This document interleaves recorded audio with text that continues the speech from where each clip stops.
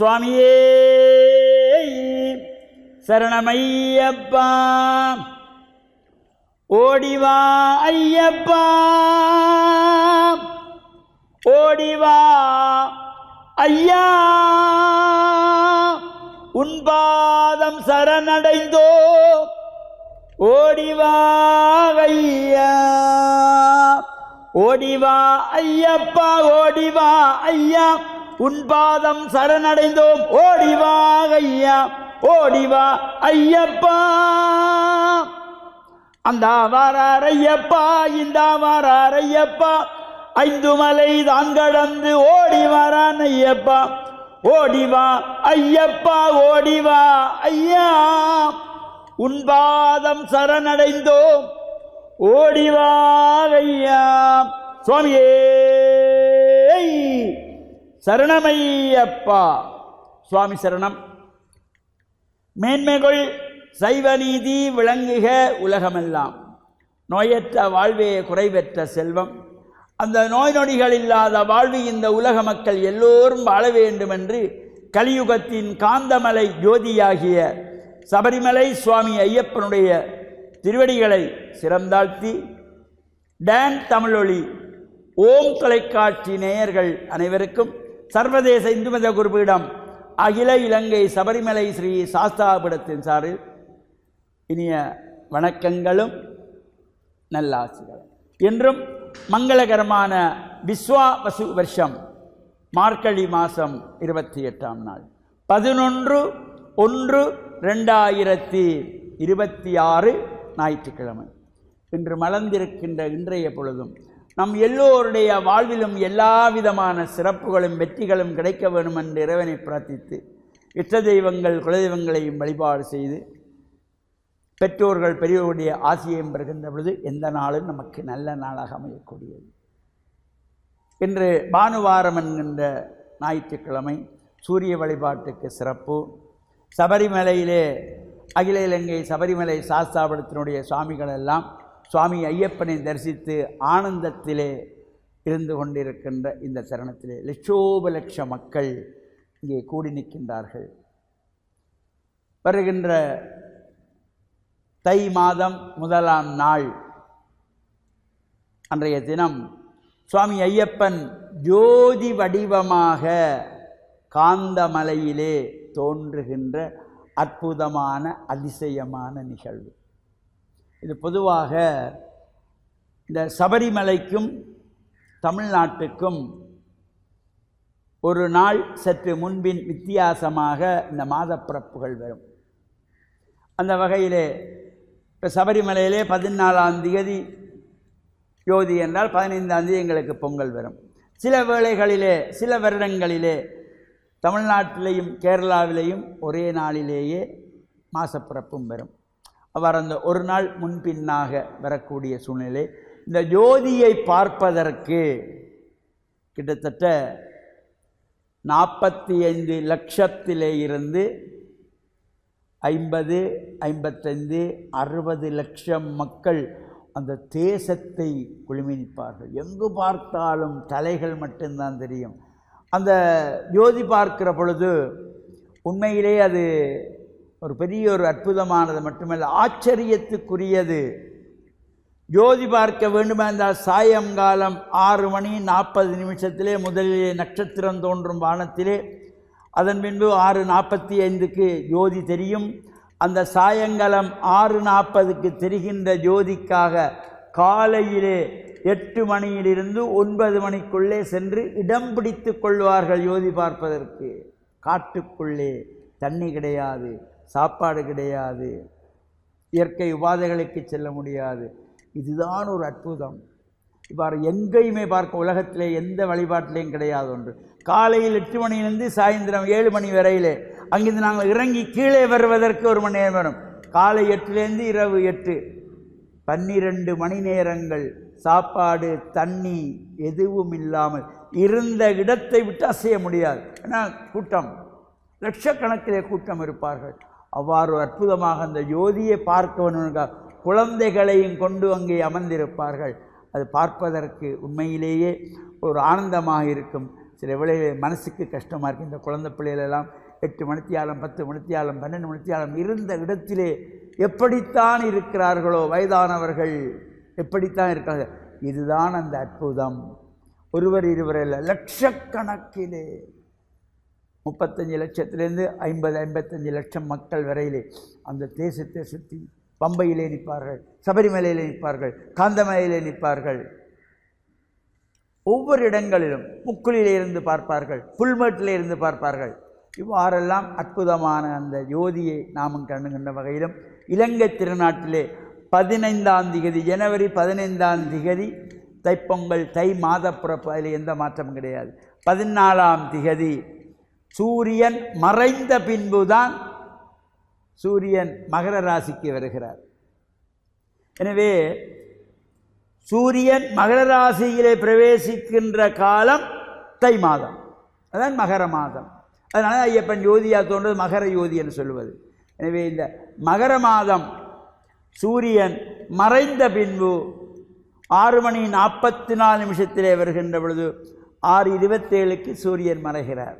மறைந்த பின்பு சூரியன் மகர ராசியிலே பிரவேசிக்கின்ற பொழுது மறுநாள் காலையிலே உதயம்தான், சூரிய உதயம்தான் தைப்பொங்கல். எனவே 15ஆம் ஜனவரி மாதம் 15ஆம் தேதி தமிழ் தை மாத பிறப்பு, தைப்பொங்கல். அதில் எந்தவித சந்தேகம் யாருக்கும் தேவையில்லை. இறையருளோடு குருவருளையும் பெற்று மண்ணில் நல்லவன் நம்பாள அனைவருக்கும் டான் தமிழொலி ஓம் தொலைக்காட்சி நேயர்களுக்கும் சர்வதேச இந்து மத குருவிடம் அகில இலங்கை சபரிமலை சாஸ்தாபனத்தின் சார்பில் நல்ல ஆசிகளை கூறிக்கொள்வதில் மன மகிழ்வு கொள்கிறோம். சுவாமியே சரணமையப்பா, சுவாமி சரணம்.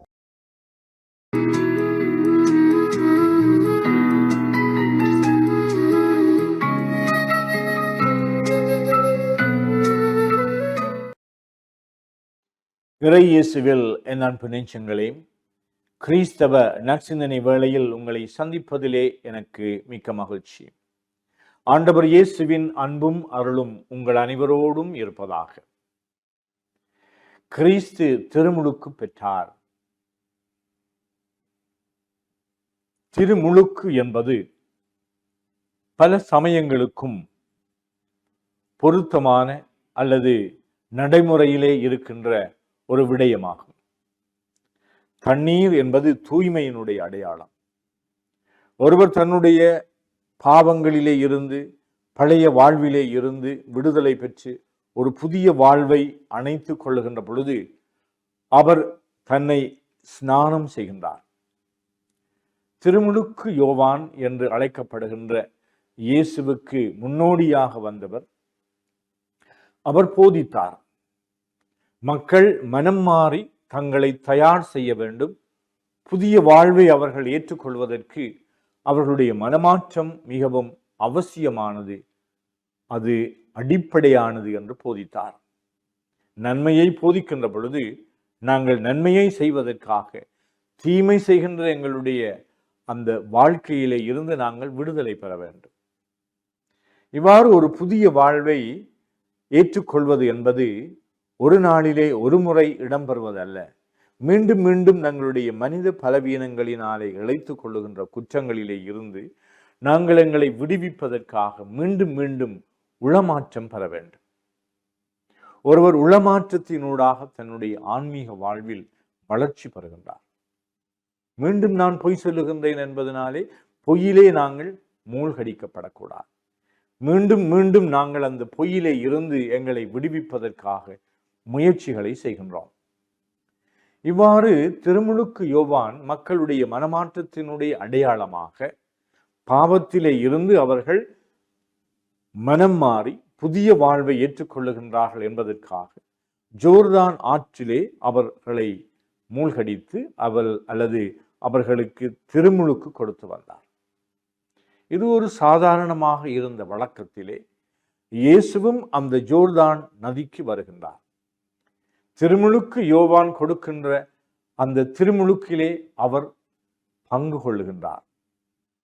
தன்னுடைய பாவத்திற்கு பரிகாரம் செய்வதற்காக அல்ல, தன்னுடைய மனமாற்றத்தை வெளிப்படுத்துவதற்காக அல்ல, அவருடைய திருமுழுக்கை பற்றி பேசுகின்ற பொழுது நற்செய்தியாளர்கள் இயேசு தன்னுடைய வாழ்வில் மக்களுடைய பாவங்களை சுமந்தவராக, இந்த மக்களோடு மக்களாக பாவியர்களோடும் தன்னை கலந்து கொள்ளுகின்ற அவருடைய ஒத்துணர்வையும் அவருடைய தாழ்ச்சியையும் இந்த மக்களை ஈடேற்றுவதற்காக, விடுவிப்பதற்காக மக்களோடு தன்னை இணைத்து கொண்டார் என்பதையும் வெளிப்படுத்தும் முகமாக இந்த திருமுழுக்கை பெறுகின்றார்.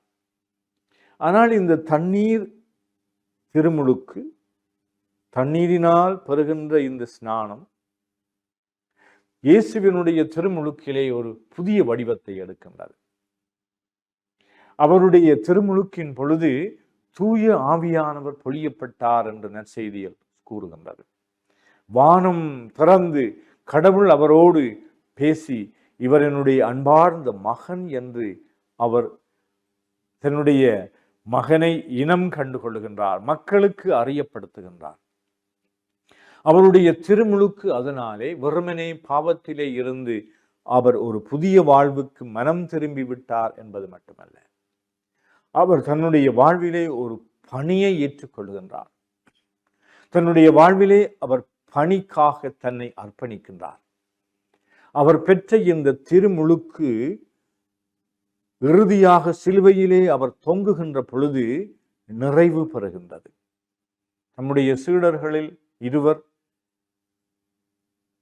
நீங்கள் மாட்சியோடு வருகின்ற பொழுது வலப்பக்கமும் இடப்பக்கமும் இருக்க வேண்டும் என்ற அந்த அந்தஸ்தை தர முடியுமா, தமக்கு அந்த அந்தஸ்தை அவர் உறுதிப்படுத்த முடியுமா என்று கேட்ட பொழுது, நான் பெறுகின்ற திருமுழுக்கை நீங்கள் பெற முடியுமா என்று கேட்கின்றார்.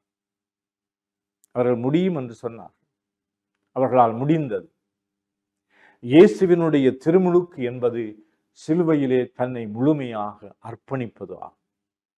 பணி என்று சொல்லுகின்ற பொழுது தியாகம் இல்லாமல், அர்ப்பணிப்பு இல்லாமல் பணி செய்ய முடியாது.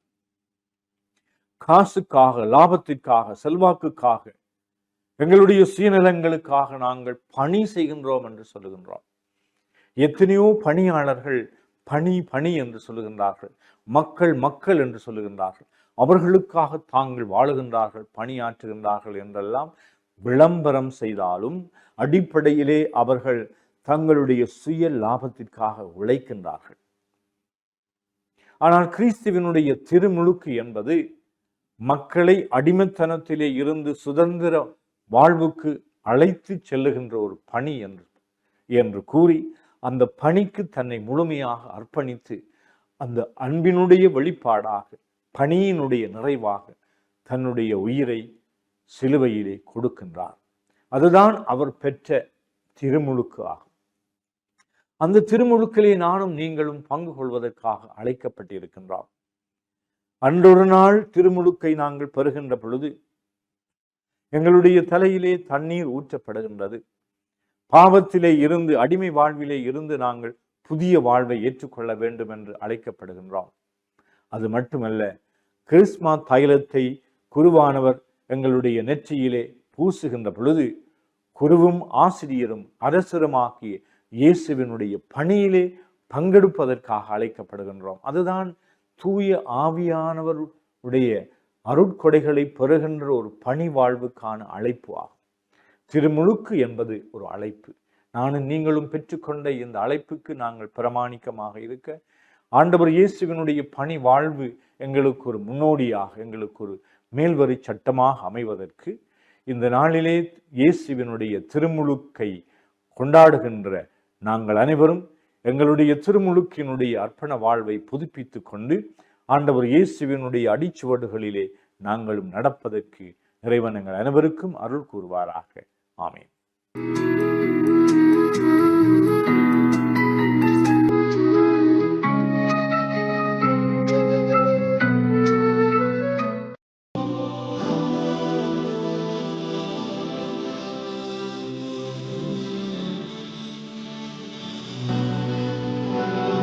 அல்ஹம்துலில்லாஹி ரப்பில் ஆலமீன் வஸ்ஸலாத்து வஸ்ஸலாமு அலா முஹம்மதின் ஸல்லல்லாஹு அலைஹி வஸல்லம் வ அலா ஆலிஹி வஸஹ்பிஹி அஜ்மஈன். அம்மா பாத். அன்புள்ள நேயர்களே, சகோதரர்களே, இன்றைய காலை பொழுதை தொடங்குகின்ற இந்த நேரத்திலே நான் உங்களுக்கு சில நற்செய்திகளை சொல்லலாம் என நான் விரும்புகின்றேன். இறைவன் இந்த சமுதாயத்திலே மக்களை நல்லவர்களாக தன்மானமுள்ளவர்களாக படைத்திருக்கின்றான். ஒரு மனிதன் மற்றொரு மனிதனை மதித்து நடக்க வேண்டும் என்ற சுயமரியாதையை அந்த இறைவன் நமக்கு ஏற்படுத்தியிருக்கின்றான். அதனால் மனிதன் மனிதனை மதித்து நடக்கின்ற நல்ல பக்குவமும் பழக்க வழக்கமும் நம்மிடத்திலே இருக்க வேண்டும். அதனால் நாம் அடுத்த மனிதரை பற்றி எப்பொழுதும் நல்ல செய்திகளையே பேச வேண்டும். அடுத்த மனிதர்களை பற்றி இழிவான செய்திகளை பேசி அவர்களை இழிவுபடுத்தக்கூடாது. அடுத்த மனிதர்களை நாம் எப்பொழுதும் நாம் மதித்து நடக்கின்ற நல்ல பழக்க வழக்கங்கள் நம்மிடத்தில் இருக்க வேண்டும். நமது சிறார்களுக்கும் கூட அந்த பழக்கத்தை தான் நாம் ஏற்படுத்த வேண்டும். அந்த வகையிலே நபிகள் நாயகம் ஸல்லல்லாஹு அலைஹி வஸல்லம் அவர்கள் சொல்லும்போது ஒரு செய்தியை சொன்னார்கள். லைஸ மின்னா மல்லம் யர்ஹம் சகீரனா வலம் யுவக்கிர் கபீரனா. எங்களில் சிறியவர்களுக்கு அன்பு காட்டாதவனும் பெரியவர்களை கண்ணியப்படுத்தாதவனும் எங்களை சார்ந்தவர்கள் அல்ல என்று நபிகளார் இந்த நற்செய்தியை சொல்லியிருக்கின்றார்கள். அதாவது நமது சமுதாயத்திலே உயர்ந்தவர்கள், சிறந்தவர்கள், கண்ணியமானவர்கள் யாரென்றால் சிறியவர்கள் பெரியவர்களை கண்ணியப்படுத்த வேண்டும், பெரியவர்கள் சிறியவர்கள் மீது அன்பு காட்ட வேண்டும் என்ற இந்த செய்தியை சொல்லியிருக்கின்றார்கள். இந்த செய்தி நமக்கு தருகின்ற ஒரு சிறந்த ஒரு பாடம் என்னவென்று சொன்னால், இங்கு பெரியவர்கள் சிறியவர்களையும் மதிக்கிறார்கள், சிறியவர்கள் பெரியவர்களையும் மதிக்கின்றார்கள். இந்த ஒரு நிலைமை சமுதாயத்திலே உருவாகுமானால் சமுதாயத்திலே நல்ல பண்பாடுகள், நல்ல பழக்க வழக்கங்கள், மக்களை மதித்து நடக்கின்ற நல்ல தன்மைகள் இதன் மூலமாக உருவாக இடம் உண்டு என்பதை இதனூடாக நாம் தெரிந்து கொள்ளக்கூடியவர்களாக இருந்து கொண்டிருக்கின்றோம். அதனால் மனிதன் மனிதனை மதித்து நடக்கின்ற நல்ல பழக்க வழக்கங்கள் நம்மிடத்தில் இருக்க வேண்டும். நமது சிறார்களுக்கு, நமது மாணவ மாணவிகளுக்கு நாம் ஊட்டுகின்ற ஒரு செய்தி என்னவென்று சொன்னால், நீங்கள் மூத்தவர்களை மதிக்க வேண்டும், பெரியவர்களை மதிக்க வேண்டும், ஆசிரியைகளை மதிக்க வேண்டும். இப்படி பிறரை மதித்து வாழுகின்ற நல்ல பண்பாடுகள் நம்மிடம் இருக்க வேண்டும் என்ற இந்த நற்செய்தியை நமது சந்ததிகளுக்கு, சமுதாயத்துக்கு, சிறார்களுக்கு எடுத்துச் சொல்ல வேண்டும் என்ற இந்த செய்தியை இன்றைய காலை பொழுதிலே உங்களுக்கு நான் கூறி இன்றைய நாளை தொடங்குவதற்கு உங்களை நான் உற்சாகப்படுத்துகிறேன்.